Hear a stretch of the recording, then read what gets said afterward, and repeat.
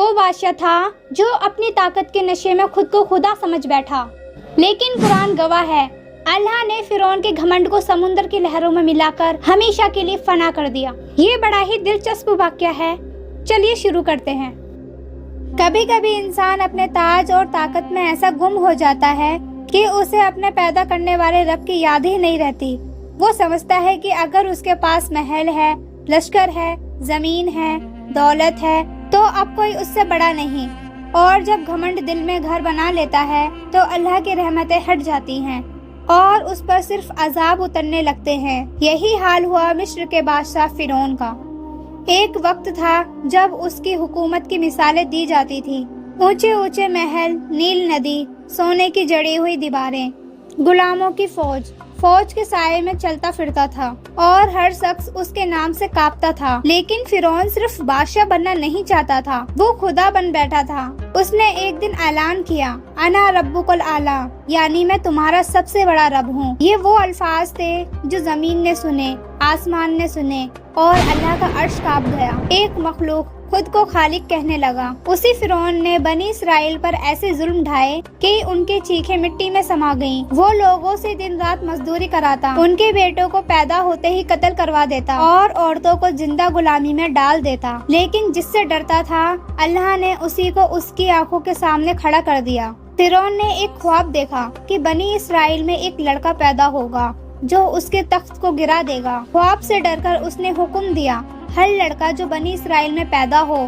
اسے وہیں قتل کر دو۔ عورتیں اپنے بچوں کو چھپا چھپا کر پالتی، آنکھوں میں آنسو اور دل میں خوف، مگر پھر بھی کسی کے دروازے پر فرعون کے سپاہی دستک دیتے، تلواریں کھینچی جاتی اور معصوم بچوں کی گردن اڑا دی جاتی۔ اور ایک دن اسی قوم میں اللہ نے حضرت موسیٰ علیہ السلام کو پیدا کیا۔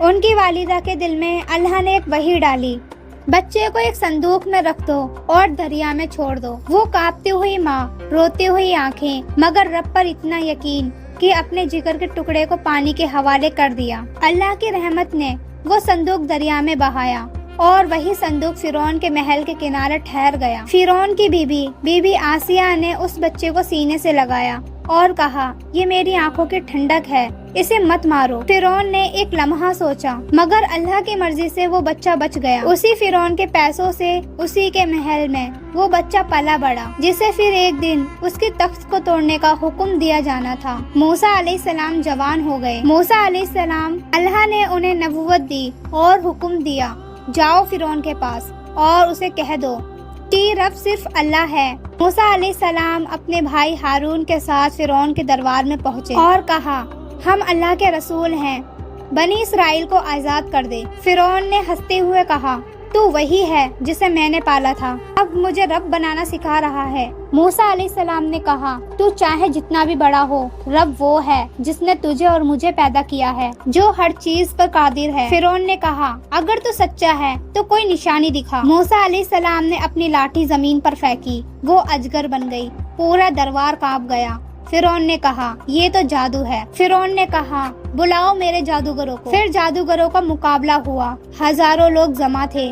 موسیٰ علیہ السلام نے اپنا عصا پھینکا اور اجگر بن کر سب جادو کو نگل گیا۔ اب جادوگر سجدے میں گر پڑے اور کہا، ہم موسیٰ اور ہارون کے رب پر ایمان لائے۔ فرعون کا چہرہ سیاہ ہو گیا اور بولا، تم نے میری اجازت کے بغیر ایمان لائے، میں تمہیں سولی پر چڑھا دوں گا، ہاتھ پاؤں الگ الگ کٹوا دوں گا۔ لیکن ایمان لانے والے اللہ کی راہ پر تھے، نہ موت کا ڈر نہ سولی کی پرواہ۔ پھر اللہ نے عذاب نازل کرنا شروع کیے۔ پہلا عذاب، خون کی ندیاں۔ ایک دن صبح صبح مصر کی نیل ندی، جس میں لوگ وضو کرتے تھے، نہاتے تھے، پانی پیتے تھے، وہ خون بن چکی تھی۔ نہ صرف ندیاں بلکہ ہر برتن، ہر گھڑا، ہر کنواں جہاں پانی تھا وہ سب خون میں بدل گیا۔ بنی اسرائیل میں گھروں میں وہی پانی صاف تھا، مگر فرعون کی قوم جہاں بھی ہاتھ ڈالے خون نکلتا۔ لوگ پیاس سے تڑپنے لگے، بچوں کے حلق سوکھ گئے، مگر پھر بھی لوگ کہنے لگے، یہ طلسم ہے، جادو ہے۔ تب اللہ نے عذاب ہٹایا، مگر پھر بھی لوگوں نے وعدہ توڑ دیا۔ پھر دوسرا عذاب نازل ہوا، مینڈکوں کی بارش۔ ایک رات آسمان سے عجیب سی آوازیں آنے لگی اور صبح ہوئی تو پورے شہر میں صرف مینڈک ہی مینڈک تھے۔ ان کے بستر میں، کھانے میں، برتن میں، قربانی کے جانوروں میں यहाँ तक कि उनके मुंह खुलते ही मेंढक कूद जाते। नींद हराम, खाना हराम, जिंदगी हराम, मगर फिर भी दिल नहीं बदला। अल्लाह ने फिर उन्हें राहत दी, मगर ये फिर औंधे मुंह गिर पड़े। फिर तीसरा अजाब नाजिल हुआ, जुएं, छोटे छोटे कीड़े जो हर शख्स के बालों में, कपड़ों में, जिस्म में भर गए। खुजली की इंतहा, ना कोई दवा काम आई और ना कोई पानी। बच्चे रोते, बूढ़े करहाते, मगर फिर भी फिरौन का घमंड नहीं टूटा। फिर चौथा अजाब नाजिल हुआ, लाल टिड्डियाँ।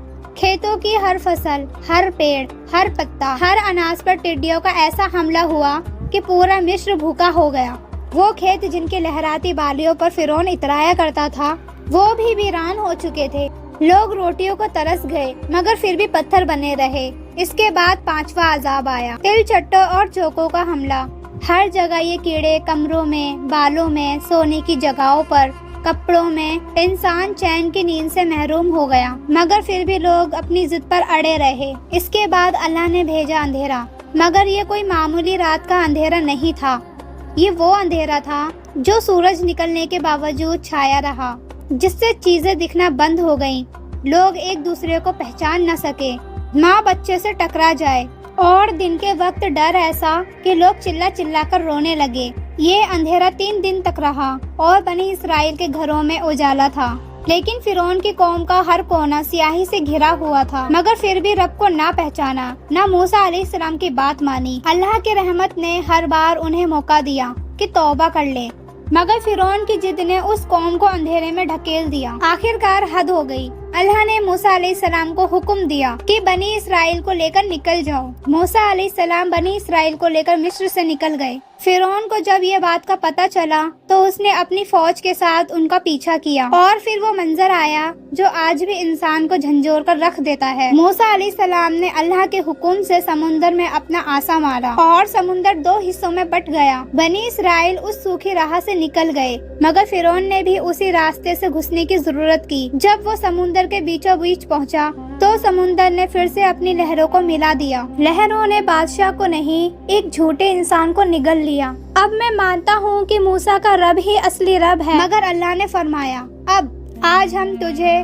तेरी लाश को बचाएंगे, जबकि तू पहले नाफरमान था और फसाद करता था, ताकि तू बाद वाले लोगों के लिए निशानी बन जाए। आज भी वो लाश मिस्र के म्यूजियम में रखी है, ताकि हर घमंडी इंसान देख ले कि जब कोई अल्लाह की रबूबियत को ठुकराता है तो फिर उसे मिट्टी भी पनाह नहीं देती। ये अजाब किसी एक जमाने की कहानी नहीं, ये आज भी जिंदा है। जब इंसान अल्लाह को भूलकर खुद को मालिक समझने लगे, जब उसकी दौलत, ताकत और अकड़ खुदा से टकराने लगे, तो समझ लो कि फिरौन का रास्ता चुन लिया गया है। और फिर अजाब इंतजार नहीं करता, मगर जो झुक जाए और तौबा कर ले, आंखों से आंसू बहा दे और दिल से कह दे अल्लाह ही सबसे बड़ा है, तो वही है जो बचा लिया जाता है। और यही अल्लाह ने आखिर में फरमाया, हमने उन्हें निशानियाँ दिखाई, मगर वो घमंड करते रहे, और जब हमने उन पर अजाब भेजे तो वो कहने लगे हम मानेंगे, और जब अजाब हटा दिया गया तो फिर वही करते रहे जो पहले करते थे।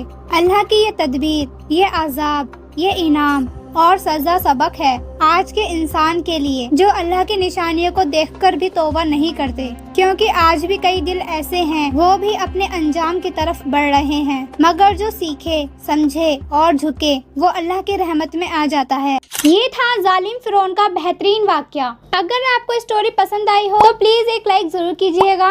अगर आप हमारे चैनल पर पहली बार आए हो तो प्लीज चैनल को सब्सक्राइब जरूर कीजिएगा। कमेंट में बताइएगा अगली वीडियो आपको किस टॉपिक पे चाहिए, और अगली वीडियो आपकी पसंद के टॉपिक पर होगी। फिर मिलते हैं अगली वीडियो में। अल्लाह हाफिज।